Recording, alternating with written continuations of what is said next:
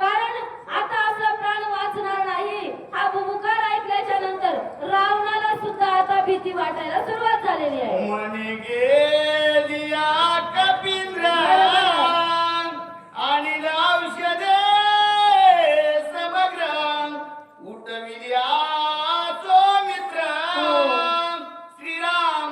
श्रीरामचंद्र नाटोपे. रावण मनामध्ये विचार करू लागला, आता काही खरं नाही म्हणजे हा बुबुकार कोणाचा आहे? रामप्रभूचं नाव घेणारा एकमेव मारुती आहे म्हणजे, आणि हा औषधी जाण्यासाठी नक्कीच आलेला आहे. औषधी जर आणल्या, लक्ष्मण जर उठला तर रामचंद्र प्रभू आपल्याला आठवायचे नाहीत. आता आपलं मरण जवळ आलेलं आहे, रावणाला दिसून येत होतं. येता एकमेका परी सवीर येऊ दे कर्कश अवघे मिळाल्या युधास मग आमास प्राणांत. रावण मनामध्ये विचार करत होता. एक एक येत नव्हता विचार माणसाच्या मनामध्ये, थोडंफार विघ्न येऊ द्या. अवैर्याला चिंतित नाही एवढं माणसाचं मन चिंतित आहे. आणि आता तर रावणाला मारायला किती जण उठणार होते. अहो म्हणत होता की एकटा औषधी आणायला गेलंय, याच्या पाठचे योद्धे कशा आहेत? कर्कश आहेत म्हणजे, रणामध्ये किती मारतील आणि कशा प्रकारे मारतील याचा काही अंदाज नाही. रावणाच्या मनामध्ये वरच्यावर भीती वाटत होती. आता काय करो विचार प्रधान मारिले समग्र इंद्रजिता द्या कया पुत्र कुमार मारिले. अहो म्हणजे एवढा विचार करून एवढा खटाटोप केला, कपट रूपाने शक्ती मारली.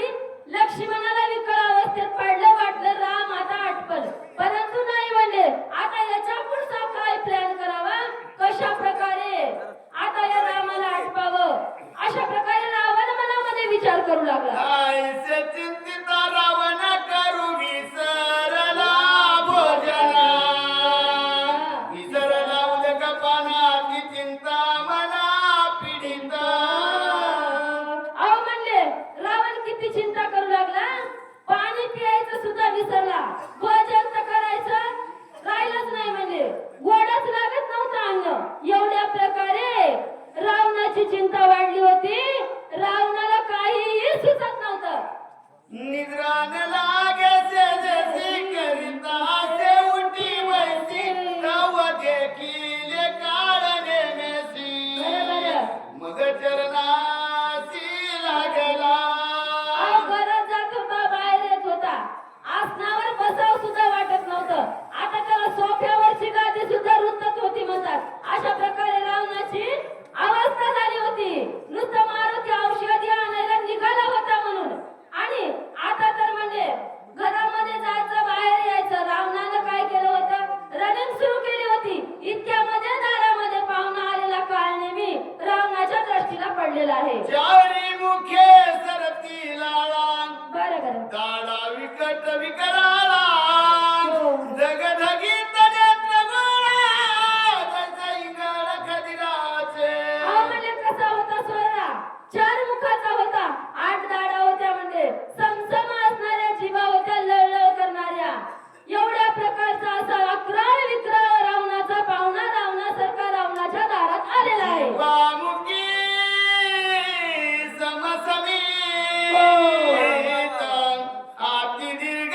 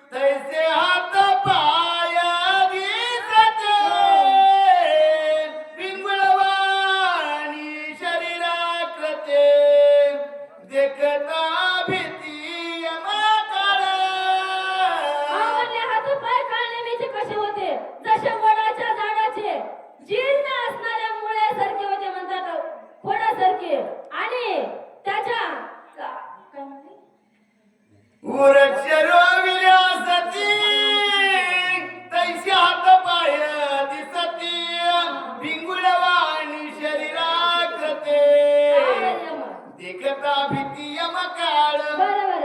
अशा प्रकारे असणार म्हणजे काळ नेहमीच्या रूपाकडे पाहिल्याच्या नंतर यमाला सुद्धा भीती वाटत होती. यमाला वाटत होतं माया पुढचा कोणता काळ आहे माया जवळ आलेला आहे. अशा प्रकारे यमाला भीती वाटत होती कारण त्याचं शरीर आकृती त्या प्रकारे दिसत होती. अति भयानक शरीर त्या कार्ती दशा शिर. तुझा जावणी सत्वर पर्वतेंद्र ठाकावा. हा रावणाला भीती वाटली नसेल का? यम भीती म्हणा कारण भीती वाटलीच नाही का? कस काय का वाटली नाही भीती? रावणाचा पावना रावणासारखा होता म्हणून भीती वाटली नाही. याला 6 तोंड रावणापेक्षा कमी होते. विचित्र किती दिसणारा असला तर जास्त 6 तोंडानं रावण जास्त होता म्हणून भिला नाही. रावणा आता काय नाही भिला काय सांगू लागला. लवणादी सकळ समुद्र कुशद्वीप समग्र लंगोनिया शिर समुद्र पर्वतेंद्र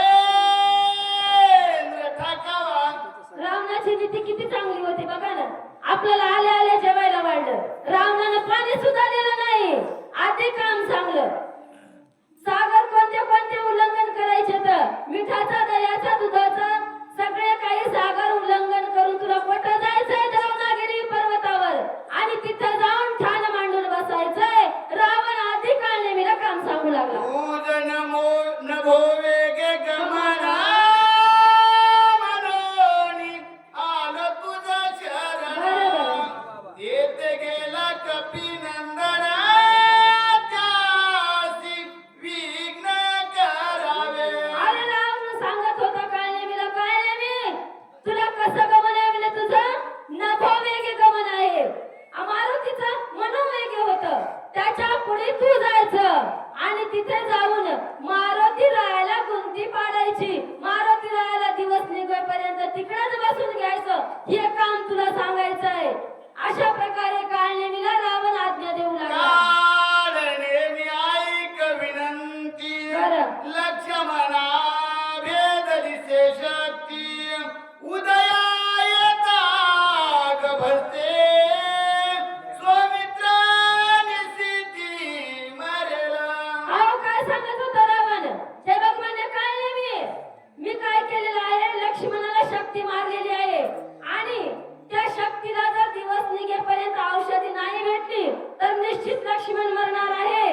आणि यासाठी मी तुला एक कार्य सांगत आहे. रावण सांगू लागला. या लागी वायुनंदना करोणी सवेग उठाना. बरं दिव्य औषधी आणून त्वये लक्ष्मण उठविला. बघा कोणाला कोणाची होती ख्याती. कोण कोणाची हमी देत होता? शत्रू शत्रूची हमी देत होत. हे बघा माणसानं मित्रानं मित्राची हमी दिली याच्यामध्ये काही विशेष नाही. शत्रूनं शत्रूचा विश्वास ठेवलेला आहे. मारुती कसा आहे म्हणजे बलवान मारुती आहे. कार्यामध्ये कार्यरत आहे म्हणजे एक क्षण सुद्धा इकडे तिकडे जाणार नाही. मारुती सांगलेल्या टायमाला औषधी घेऊन येणार आहे आणि लक्ष्मणाचा निश्चित प्राण वाचवेल म्हणून तुला त्याला तिकडे बसून घ्यायचं आहे. असं कार्य रावण काळ नेहमीला सांगू लागला. उदयान येता गवते आणून औषधी समस्ती वाचवावया निसिती. प्रतिज्ञा मारुती करून गेला. अरे म्हणजे मारुती नुसता गेला नाही. दिवस निघायच्या अगोदर मी औषधी घेऊन येतो नाही येतोच म्हणून सांगून गेलाय. रामाच्या चरणाजवळ प्रतिज्ञा करून गेलाय. नुसता गेला नाही. आपण प्रतिज्ञा करतो भारत माझा देश आहे. मात्र भारत माझा आपल्या देशासारखा आपण देशात वागतो का? वागत नाही मायबाप. परंतु मारुती तसा नाही म्हणजे जसा शब्द दिला ना त्या शब्दाला कधीही मोडणार नाही. दिलेल्या वचनाला तडा जाऊ देणार नाही असा मारुती आहे. तत्काळ औषधी आणून आताची उठेल लक्ष्मण. मग त्यासी झुंजेल कोण राम लक्ष्मण तुर्बळी. आणि एवढी मोठी प्रतिज्ञा करून गेलेला वायुनंदन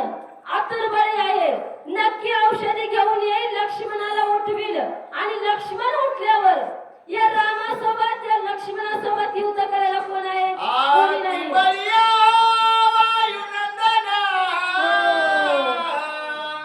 कळिकाळनाथ प्रधाना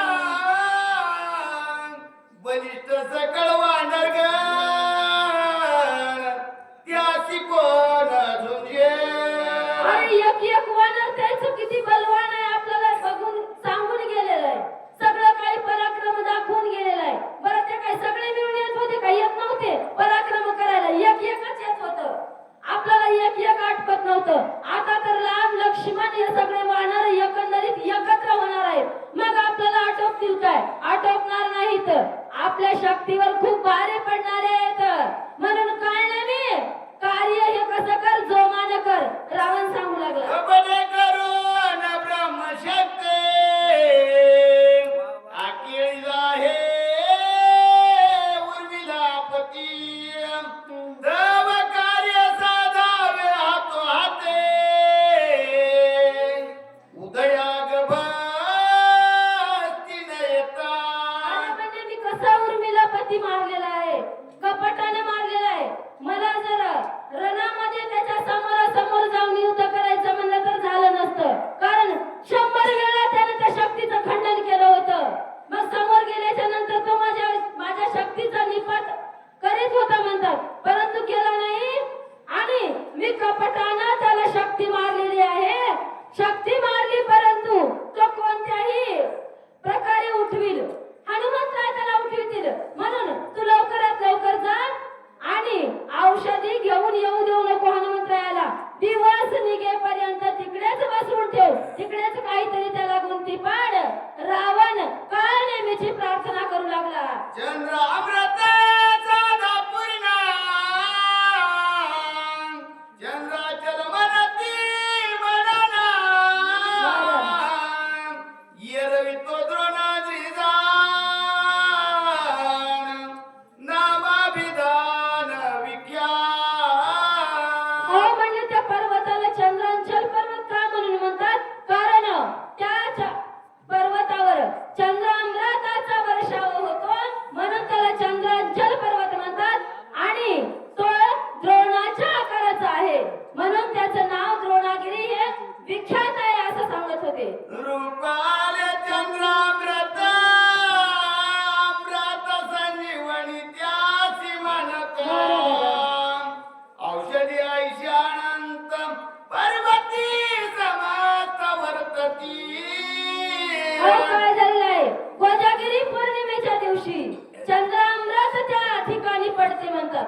आणि त्याच्यामुळे तिथल्या औषधीला अमृत संजीवनी नाव असं प्राप्त झालेलं आहे.